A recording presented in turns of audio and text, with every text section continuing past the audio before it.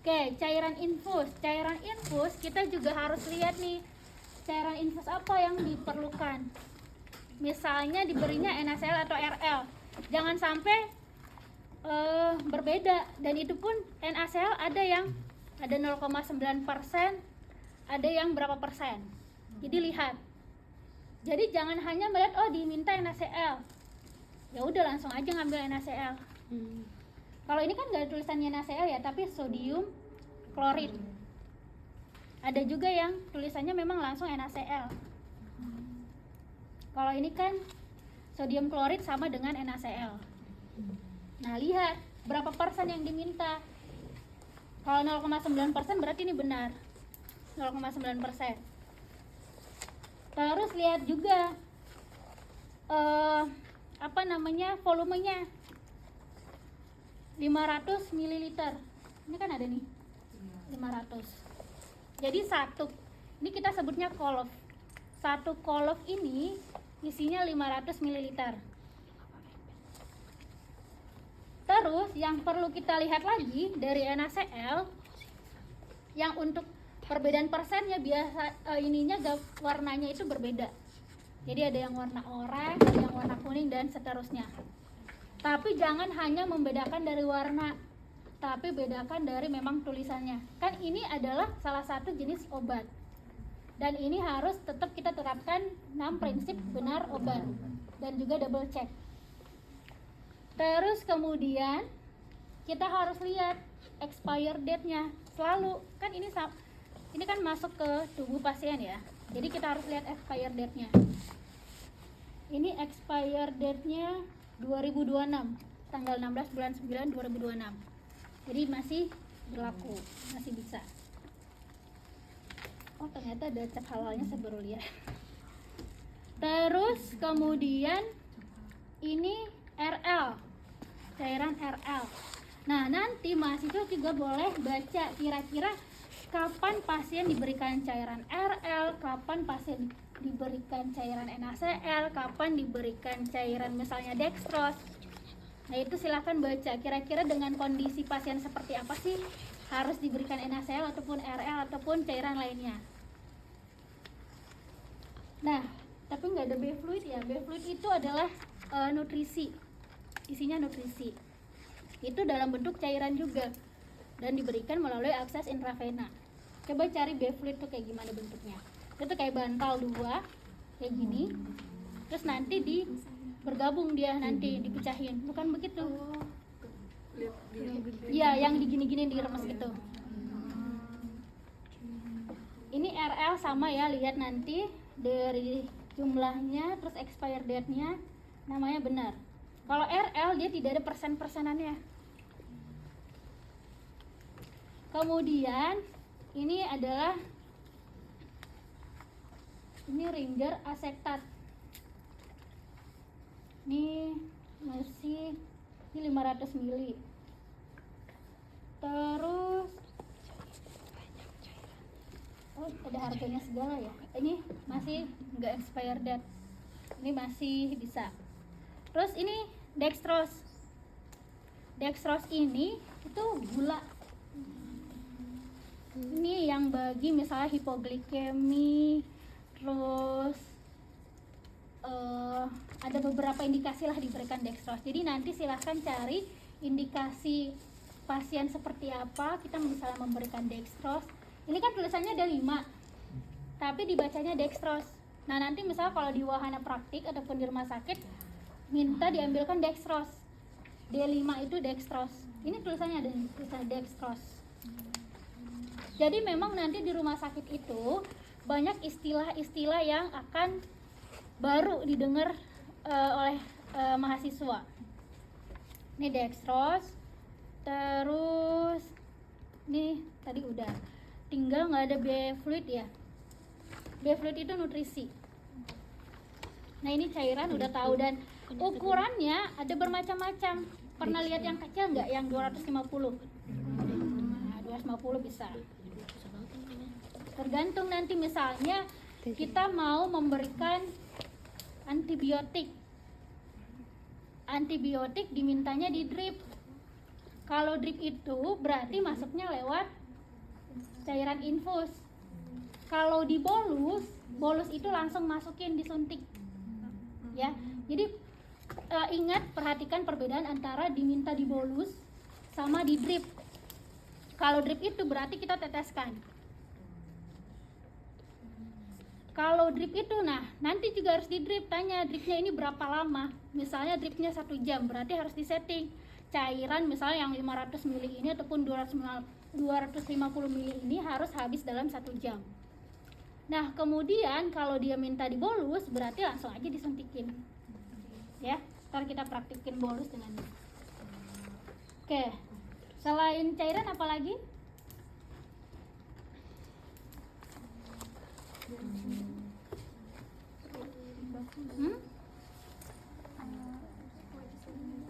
Apa?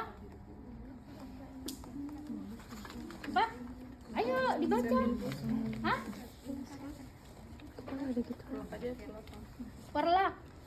Ya betul, perlak. Kita butuh perlak. Kenapa? Khawatirnya dia akan berceceran darah. Ya, jadi ini tetap dipasang perlaknya. Terus kemudian plester. Ini mikropor. Jadi kalau diminta ambilin mikropor, ini namanya mikropor. Beda dengan hipafik. Hipafik itu yang kita pakai perawatan luka. Tapi daya rekatnya lebih tinggi daya rekat hipafik dibanding mikropor. Jadi mikropor atau plester ini. Ya. Ini tulisannya nih ada mikropor. Terus bedanya Tegaderm sama Leukomed apa? Nah, Tegaderm ini Leukomed sama aja. Ini Leukomed. Jadi nanti pada saat udah dipasang infusnya ini di dalam di sini. Nah, ini mikropor cuma buat nahan wingnya. Taruh di wing sini, wing sini. Kalau dia pakai seperti ini, Vasovic. Ini namanya Vasovic. Ini kan Vasovic ada wingnya nih. Ada wingnya 2 sayapnya. Jadi bisa di plester sini, bisa di plester sini. Ada juga yang nggak ngeplester, ada yang langsung pakai Leukomed. Ada juga yang ngeplester. Jadi silahkan. Kan nursing itu is art. Jadi silahkan dibuat estetik mungkin. Jangan terlalu gimana gitu ya. Sama kayak kemarin pada saat perawatan luka, silahkan dibuat estetik mungkin. Pasti. Plaster sama ininya itu tergantung yang kita pakai ini, ada wingnya apa enggak? Iya, betul. Vasovic. Ini yang mana? Oh iya. Jadi ini kan namanya IV cat. Bahasa ininya adalah ini IV cat. Vasovic itu adalah merek. Cuman kalau di rumah sakit disebutnya memang ini pakainya Vasovic. Dia ambilin Vasovic. Nah ini Vasovic. Ada lagi namanya Abocat. Coba cari Abocat. Tulisannya Abocat, CATH. Itu juga salah satu jenis IV cat. IV cat itu intravena kateter.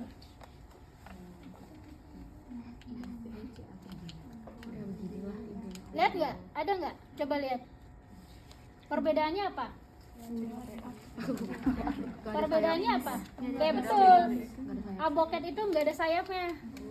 Jadi nggak hanya pembalut yang ada sayapnya. IV cat juga ada yang sayap, ada yang nggak ada sayap.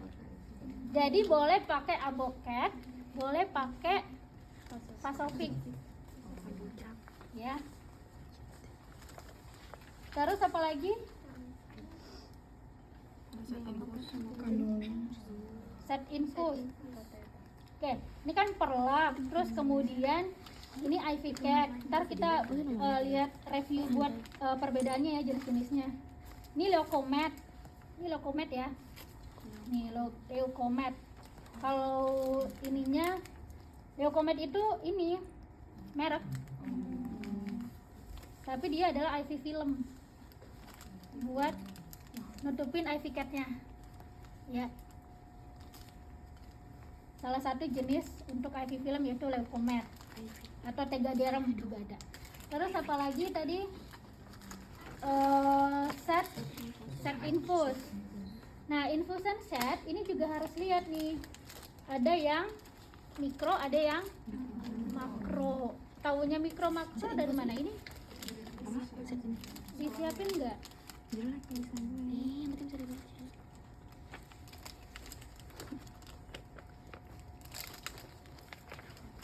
Ini kayaknya sama-sama makro deh. Atau buku mirip ya? Ada yang mikro nggak? Cuma dikasih ini ya? Iya. Kalau misalnya mau dibikin kan itu. Boleh deh diambilin mikro ini ya. Ini soalnya makro dua-duanya nih.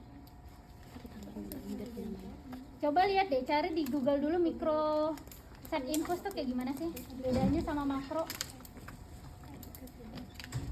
Ini cuma beda merek doang nih. Ada Terumo, ada yang Jaya.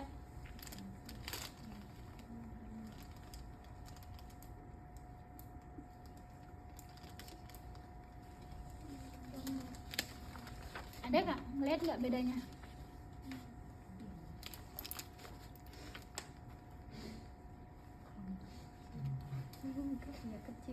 Lihat nggak bedanya? Ada nggak bedanya? Beda ukurannya ya. Tusukannya juga kecil.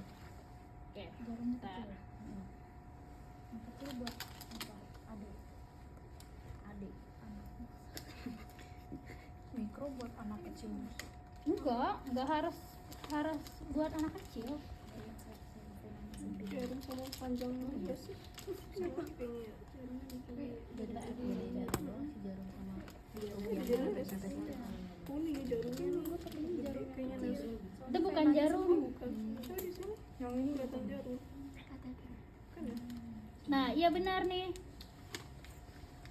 Tapi ini yang anak kecil, coba saya cari. Nah, kalau mikro itu tetesannya lebih kecil.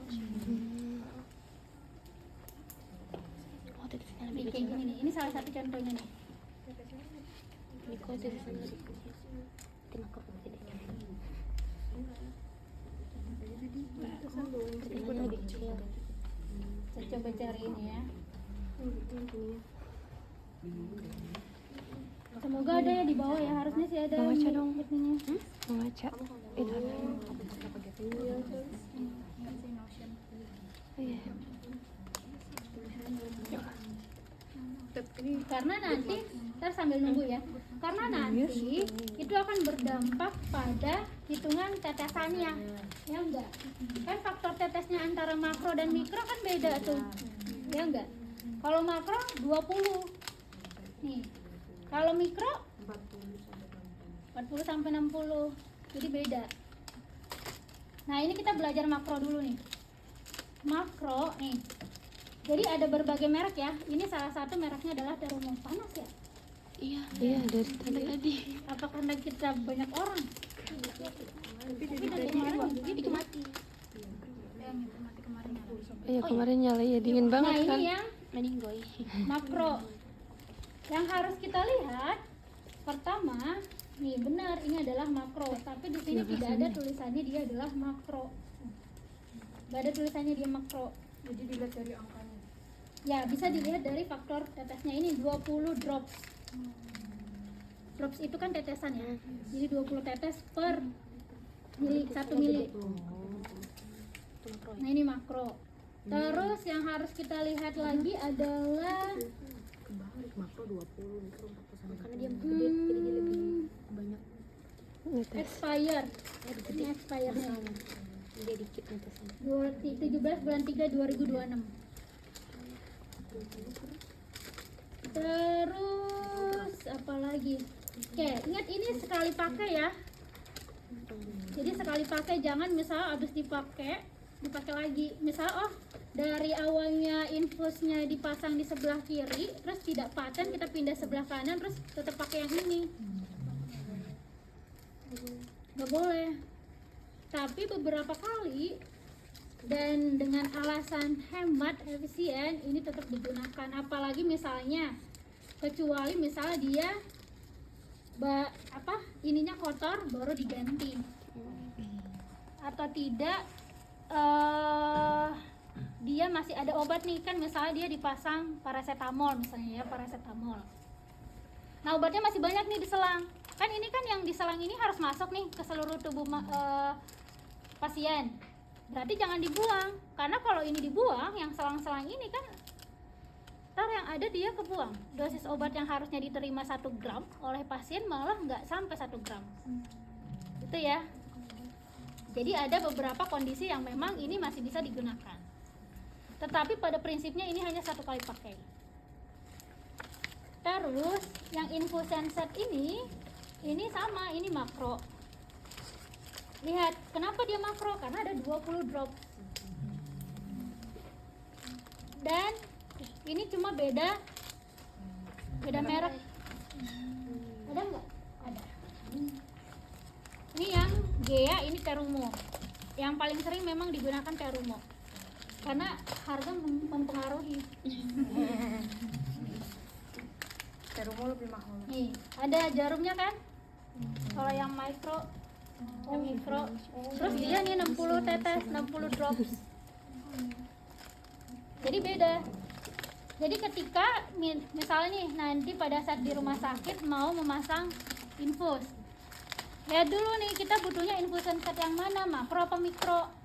Kalau makro kan ini 20 tetes, kalau mikro yang 60. Ya. Salah satu cara membedakannya ini. Dan yang kedua sangat berbeda nih. Ini tidak ada jarum, ini ada. Beda kan? Ini yang mikro, ini yang makro. Oke. Sudah set steril, set infus. Terus apa lagi? Sarung tangan bersih, bengkok, terus alkohol swab, terus tourniquet, apa? Iya, tiang infus pasti. Tiang infus kalau di samping bed pasien tidak ada tiang infus disediakan dulu. Jadi jangan sampai udah dipasang loh, kok nggak ada tiang infusnya? Ntar jadi ribet sendiri tuh. Jadi pertama kali yang dicek sebelum mau ke pasien itu lihat dulu ada tiang infusnya nggak. Kadang kan ada yang memang ini dilepas nih. Ada yang misalnya pakai yang tiang infus yang sana tuh, yang portable yang bisa digeser-geser kemana-mana. Oke, terus box spot buat apa? Gunting buat apa? Mikrofon tuh gak usah digunting. Ini kan udah ada nih geriginya nih. Langsung aja tuh. Jadi ini gak usah pakai gunting. Jadi sebenarnya gunting ini tidak diperlukan. Kecuali kita tidak pakai, mana sih namanya nih? Leukomet nih. Kecuali kita tidak pakai leukomet. Kan leukomet ini kan memang kebanyakan di kota-kota besar ya. Kalau di daerah-daerah masih menggunakan kasa, terus kita gunting, ada yang gunting, ada yang seharusnya tidak boleh digunting lagi. Jadi ada kasa kotak, nanti digunting misal di gini nih, gunting di sini, kan sama prinsipnya nih, dibolongin di sini nih, ya enggak? Ini yang atas, yang ini, jadi sama nih, nanti dari atas ini di bawah. Tapi kenapa kasa tidak direkomendasikan? Karena kan kalau kita gunting bahkan ada serabut-serabut nih. Serabut-serabut ini nanti khawatirnya akan masuk ke vena pasien, dan itu kan bisa menyebabkan infeksi, ya. Jadi tidak disarankan. Sehingga kalau gunting tidak usah, karena kita udah punya leukomet. Box point perlu biasanya buat naruh ini. Ada yang pakai ini, atau enggak misalnya sekalian nih mau ngasih obat. Apa yang kurang? Ada yang kurang nggak? Perlu nggak kita bawa spuit? Tes alergi. Tes alergi itu untuk antibiotik. Perlu nggak kita bawa spuit? Tidak perlu kalau hanya memasang akses intravena. Kenapa? Karena untuk memastikan cairannya masuk, kita lihat aja nih pada saat sudah dipasang ini kan sudah terhubung nih. Kita lihat tetesannya menetes nggak? Kalau dia menetes itu masuk. Dan pada saat kita pasangkan Vasoviknya itu kan ada darah dulu tuh keluar. Sampai dia ada darah keluar itu berarti dia sudah benar masuk di vena. Kalau tidak ada kan berarti salah nih, malah ke otot kayaknya. Ya. Jadi untuk split tidak usah. Kenapa? Kita harus benar-benar mengidentifikasi alat yang benar-benar kita perlukan. Karena ketika kita misalnya ada satu alat yang tidak diperlukan, itu akan kecas ke pasien. Kan kasihan pasiennya kalau kecas. Misalnya kita masukkan squid, padahal kan squid itu tidak digunakan. Squid itu kan bisa masuk tuh. Itu salah satu contoh kita buat membantu pasien. Ya, jadi benar-benar memastikan. Kemudian ini ya, jangan lupa torniketnya. Ini namanya torniket. Bukanya gini. Dan gini. Nih. Bukanya di sini. Kencenginnya nanti tinggal ditarik aja kayak pakai sabuk.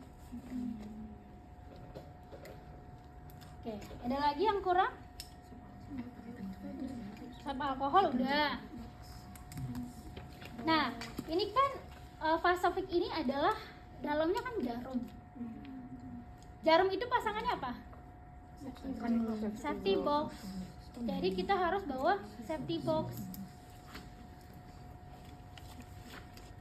Kalau kita membawa pakai troli, tapi kalau nggak pakai troli itu nggak mungkin kita gotong-gotong safety box.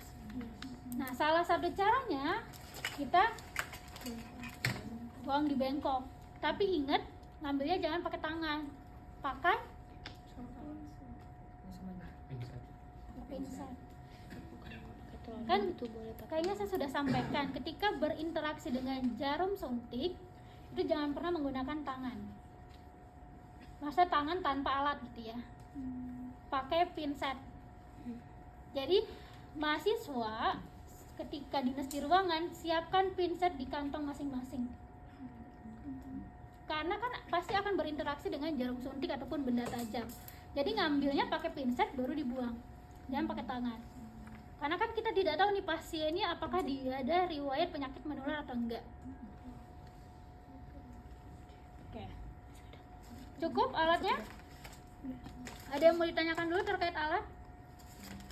Dan nanti bawanya secukupnya aja ya. Oh iya, saya lupa jelaskan terkait Vasovik. Oke. Vasovik ini ada berbagai macam ukuran. Coba cari ukuran intravena kateter yang digunakan. Misalnya untuk pasien dewasa, pasien anak itu berbeda. Baik Vasovik ataupun intravena kateter, ICAT. Itu berbeda. Jadi misal, kenapa? Karena dia ini beda nih ukuran jarumnya nih.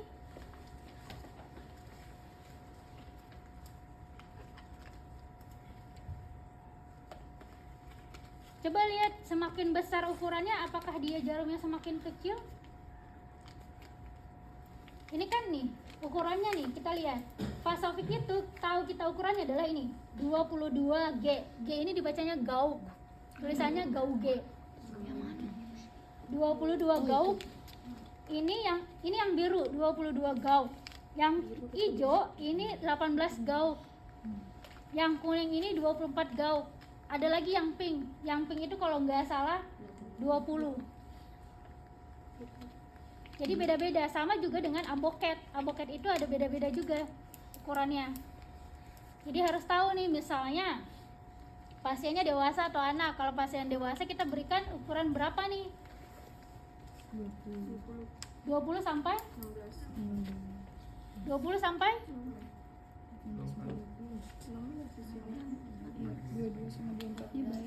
20 sampai 16. Kalau anak Anaknya 22 sama 24. Anak 22 sama 24. Oke, betul. Jadi semakin gede itu semakin kecil. Nanti kita lihat ya. Kita buka satu-satu, kita lihat apakah benar dia kecil. Kecilnya itu jarumnya. Kalau semakin besar itu kan semakin sakit ya. Jadi untuk anak itu menggunakan jarum kecil. Dan kemudian misalnya vena-vena yang kecil itu gunakan jarum yang kecil.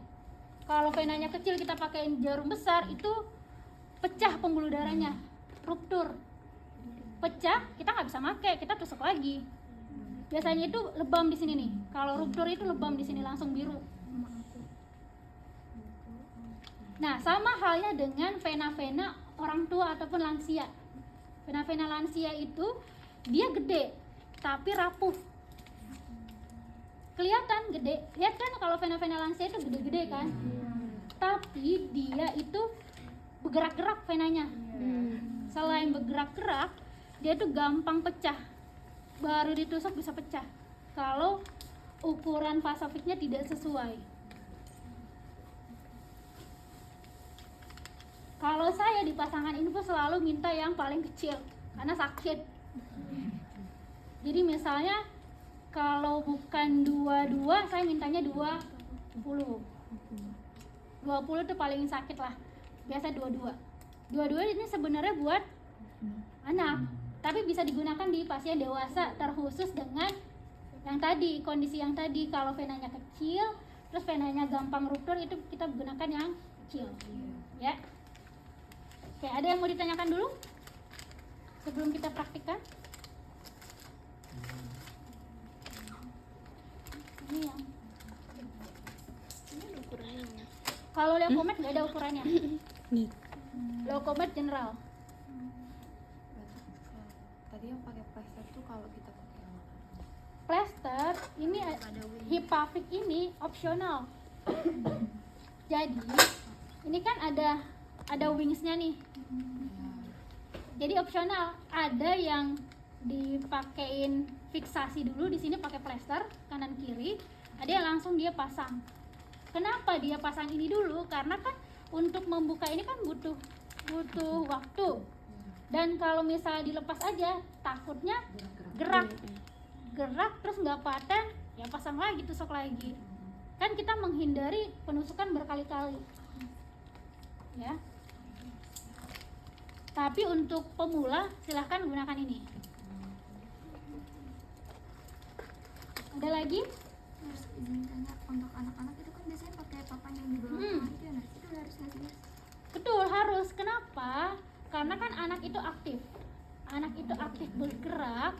Jadi khawatirnya ketika tidak dipakai spalek ya?